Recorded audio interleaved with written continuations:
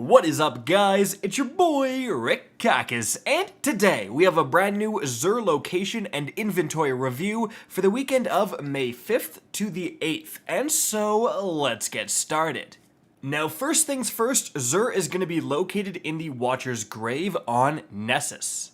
And let's take a look at what he has. Firstly, for exotics, we have the Queenbreaker, not the best. We have the Aphidious Spathe, and honestly, like, not the pretty mid-roll, to be honest. 65 is not bad. The spikes are alright. Let's check the Eternal Warrior. Terrible roll with huge mobility. And this is actually really not a bad Phoenix protocol with 67 overall and then a massive amount of intellect. And with this exotic being all about getting your super back, having the main spike be intellect is really not bad. Too much mobility, unfortunately, for an utter god roll, but certainly probably worth picking up for a lot of people, especially considering, let's be honest, like the Starfire protocol is probably going to get nerfed at some point, so this could be a good backup. Anyways, let's check the weapons here. Wow, we do have a Chroma Rush. Okay, so we have a Chroma Rush here. 720 rounds printed. We have one with Hammer Forged Rifling to improve the range. We have Tactical Mag to improve some stats. You could technically go with Steady Rounds too to like max out the stability. Heating Up though, plus Rampage. Like, this is like kind of like the PvP God Roll, arguably. You get one kill and your gun's going to be super accurate, doing more damage. Really, this is a great pickup for a PvP auto. And even PvE, just like the Rampage roll in PvE, but after the auto rifle buff, this thing is schlappin'. Threat Detector Osmosis, not really a fan. Zen Moment Elemental Capacitor, no thank you.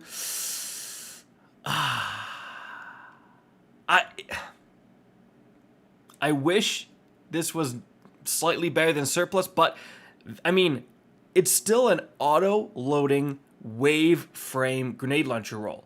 Like, this is pretty darn good, to be honest. I mean, Surplus is going to improve the reload speed potentially quite a bit, and then like auto-loading plus, again, plus a wave frame is an amazing ad-clearing weapon. You use this on a Void build, you have volatile rounds, and this thing is going to be incredible. So honestly, think about picking this up. Moving on from there, we do have high impact reserves, which is insane on this weapon, but perpetual motion is not what we're looking for. After that, slick draw harmony, and then, flash counter surrounded. Well, flash counter certainly is actually a pretty interesting and I think a pretty good perk. You block once, you attack back, you weaken them. It's like you shot them with a tractor cannon, and then surrounded to improve the damage after that. Yeah, this is actually a pretty decent roll right here. Now, let's move on to the exotics on the back here. We have a hip fire grip Hawkmoon. No, thank you. And we do have a we do have a Killing Wind Deadman's Tale. Certainly, like, the range is already pretty good. Killing Wind is decent. Mobility is definitely, and handling is not bad to have. Ricochet rounds is pretty good.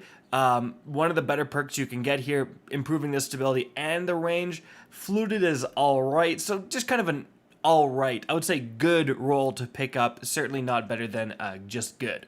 Now, let's check the armor here. This is not quite as buck wild, I think. The simulator set, the old Future War Cult set. If you don't have this old set, pick it up and dismantle it for transmog purposes. Just looked it up, about 45% of Guardians have this set, so it was an original vanilla Destiny set, but was reissued after that point, so take that in consideration. Now, as for the stats, this one has a massive strength spike, so if you're really making a melee build, maybe consider picking it up. These are some actually pretty fantastic spikes here with resilience, recovery, discipline. 58 is a bit on the low side, but I mean, you can't ask for better spikes. Honestly, it's pretty decent. Then we've got the helmet here with 63, unfortunately too much mobility, and then 65 with even more mobility. Dang, like, if this was in the 60s, I'd be all over this. As it is, it's still good for new players, but let's switch to the Warlock. Alright, for the Warlock, let's see these gauntlets. 60 with not terrible spikes, like pretty decent there. 58 with not really too many spikes. 59, pretty average. 61 with, recovery and intellect actually being the spikes, which is really not bad here, especially for the Warlock. Yeah, these are actually pretty decent boots. Now, we have a different sword here for the Warlock, the Eternity's Edge, and this one has Relentless plus Flash counter. That's kind of a combo. Like, you get the weaken, you go to town with Relentless. Actually, a pretty good roll here, I would say. So, really consider picking this up. Alright, let's check the Hunter.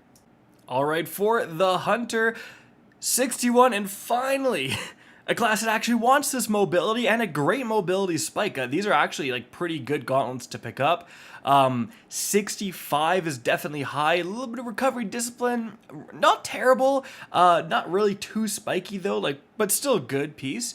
57 is way too low, no spikes. 62, not really a fan of this.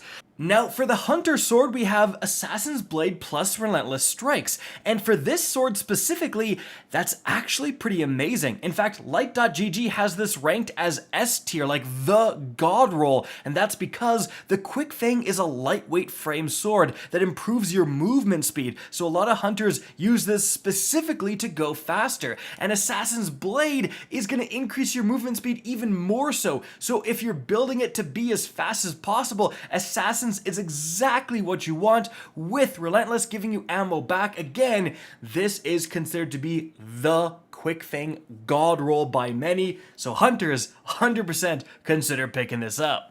Alright guys, so there you have it. I think the highlight this week is this Chroma Rush. I remember a lot of people thinking that Heating Up plus Rampage was the God Roll. I think you could do a bit better in this perk slot, but here you have Hammer Forge, which is kind of exactly what you want. Like a very, very good, again, what a lot of people would consider to be the God Roll combo right here. So if you weren't around, you didn't get a good Chroma Rush, this is your chance. Guys, that is it for the video. Hope you enjoyed and found this informative. If you did, please remember to help me out by simply rating and especially sharing this video.